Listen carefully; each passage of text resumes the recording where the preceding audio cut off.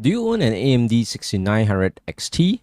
So back around 5 years ago, this was AMD's crown jewel or the best GPU, and it was actually competing along with the 3090, so about 10 to like 15% behind the 3090 in terms of performance, but it's still a really capable card even on modern day, like 5 years later.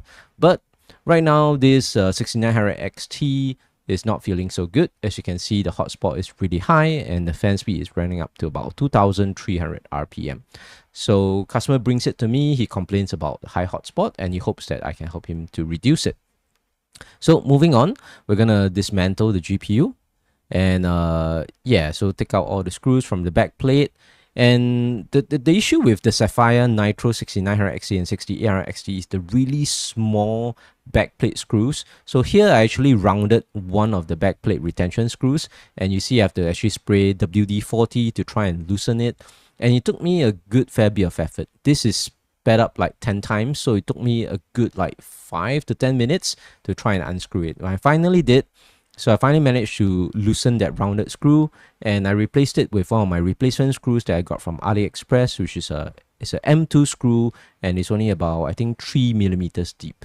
So yeah, when you round these screws, you have to actually buy a replacement for AliExpress. Thankfully, they're pretty cheap, but you have to know what to order. Okay, so after getting it out, we're gonna remove the backplate screws, and we're gonna dismantle the GPU. So when take note, there are 2 screws on the IO shield as well, so be careful to remove the cables properly. Then we're gonna remove the fan shroud, remove the heatsink from the fan shroud, and we're gonna use a wet towel and clean off the fans, just wipe it down.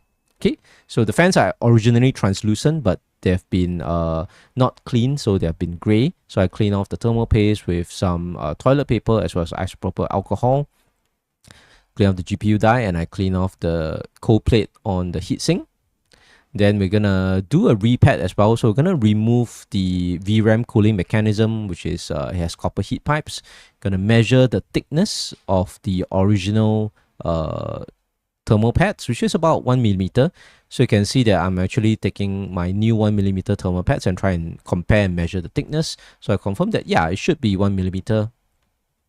So I replace it and clean off the VRAMs, and I cut and replace it with new thermal pads. Remember to remove the insulating plastic covers from the new VRAM pads. So fast forward a little bit, they're fully populated. Then we rescrew the VRAM cooling mechanism back onto it.